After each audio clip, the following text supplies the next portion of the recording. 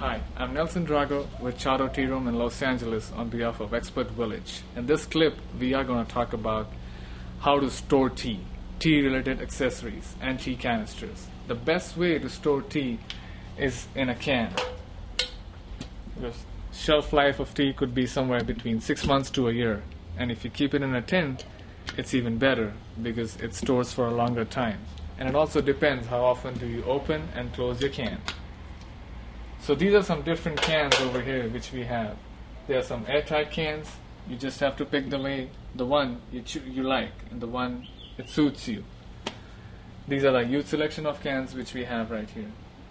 Especially have some of them which are also airtight.